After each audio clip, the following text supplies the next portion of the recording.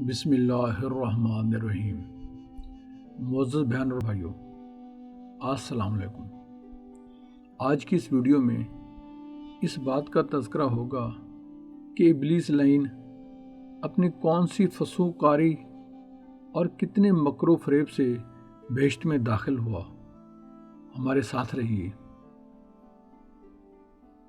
ایک روز ابلیس لعین نے حضرت آدم علیہ السلام کے پاس بہشت میں جانے کا قصد کیا، اور وہ اسم اعظم خداوند قدوس کے جانتا تھا۔ انہیں پڑھ کر 7 طبق آسمان طے کر کے بہشت کے دروازے پر پہنچ گیا۔ بہشت کے دروازے بند دیکھ کر تصور کرتا رہا کہ کس ہیلے سے بہشت کے اندر جانا چاہیے۔ اتفاقاً ایک طاؤس یعنی مور بہشت کے کنگرے پر بیٹھا ہوا تھا۔ اس نے دیکھا کہ ابلیس اسم اعظم پڑھ رہا ہے۔ اس نے پوچھا، تو کون ہے؟ اس نے جواب دیا، میں خدا تعالیٰ کا ایک فرشتہ ہوں۔ اس نے پوچھا، یعنی مور نے پوچھا، تو کون ہے؟ اس نے جواب دیا، یعنی ابلیس لعین نے جواب دیا، میں خدا تعالیٰ کا ایک فرشتہ ہوں۔ طاؤس بولتا ہے، تو یہاں کیوں بیٹھا ہے؟ شیطان نے کہا کہ میں بہشت کو دیکھنا چاہتا ہوں اور اندر جانا چاہتا ہوں۔ تو اس نے کہا، مجھے خدا کا حکم نہیں ہے کسی کو جنت میں لے جاؤں جب تک حضرت آدم علیہ السلام جنت میں ہیں۔ شیطان بولا، تو مجھے جنت میں لے جا تو اس کے صلے میں تجھے ایک دعا سکھاؤں گا۔ جو شخص اس دعا کو پڑھے گا اور اس پر عمل کرے گا اس کو 3 چیزیں حاصل ہوں گی۔ نمبر 1، بوڑھا نہ ہوگا۔ نمبر 2، مرے گا نہیں۔ اور نمبر 3، جنت میں ہمیشہ رہے گا۔ ابلیس نے اس دعا کو پڑھا اور پڑھ کر دونوں کنگرے سے بہشت کے دروازے پر آئے۔ طاؤس نے ماجرا سانپ کو سنا دیا۔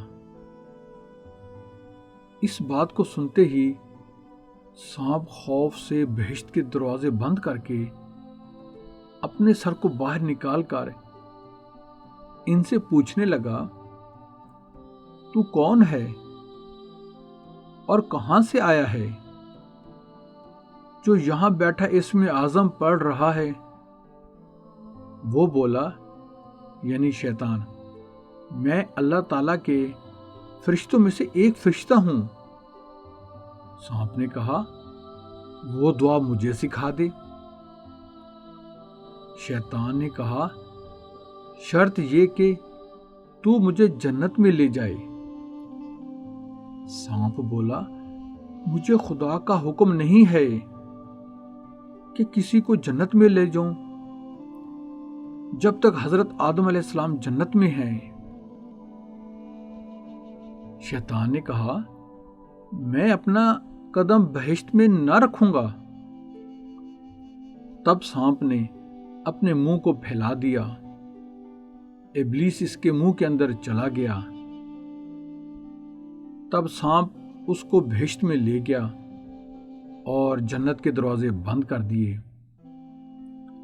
اس کے بعد شیطان نے کہا کہ مجھے اس درخت کے پاس لے کر جاؤ جس کے میوے کھانے سے اللہ تعالیٰ نے حضرت آدم علیہ السلام کو منع فرمایا ہے۔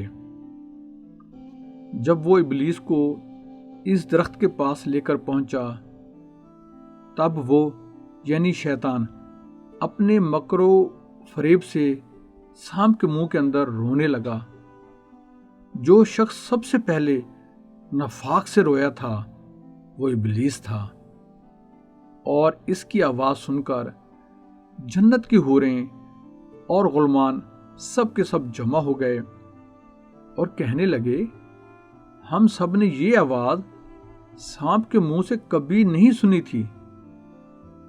حضرت حوا علیہ السلام سانپ سے پوچھنے لگیں، تو کس لیے روتا ہے؟ شیطان نے کہا، میں اس لیے روتا ہوں کہ خدا تعالیٰ تم کو بہشت سے نکالے گا، کیونکہ تم کو اس درخت کے میوے کھانے سے منع کیا ہے۔ جو اس کے میوے کھائے گا وہ بہشت میں رہے گا، نکالا نہیں جائے گا۔ اور پھر سانپ نے حضرت حوا علیہ السلام کی خدمت میں جا کر اسی طرح ان کے دل میں وسوسہ ڈالا اور شیطان کے کہنے پر گواہی دی۔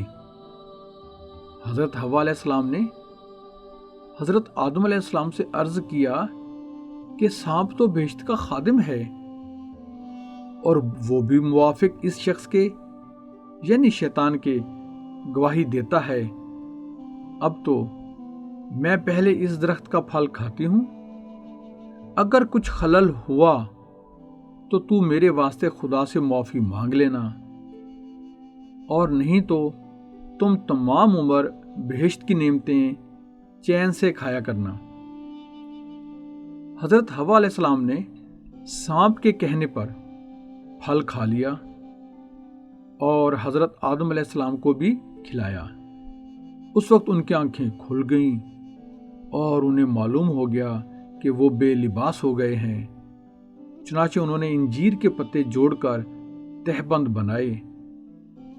بفرمان رب العالمین کا حضرت جبرائیل علیہ السلام کو ہوا کہ حضرت آدم علیہ السلام، حضرت حوا علیہ السلام، سانپ، شیطان اور طاؤس، ان سب کو بہشت سے نکال کر دنیا میں بھیج دو۔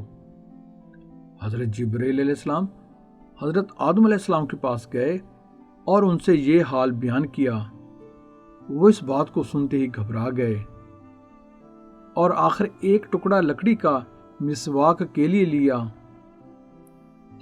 اور وہ لکڑی پشت با پشت ان کے خاندان میں چلی آئی، یہاں تک کہ حضرت موسیٰ علیہ السلام کے ہاتھ کا عصا بنی۔ بہشت میں سانپ کے 4 ہاتھ اور پاؤں مثل شتر کے تھے۔ یہ واقعہ ہونے کے بعد دنیا میں اللہ تعالیٰ نے سانپ سے ہاتھ اور پاؤں واپس لے لیے تاکہ وہ پیٹ کے بل چلے، خاک چھانے اور کھائے۔ حضرت آدم علیہ السلام کو سر اندیپ میں، حضرت حوا علیہ السلام کو خراسان میں، طاؤس کو سبستان میں، سانپ کو اصفہان میں، اور شیطان لعین کو کوہ موند میں اتارا۔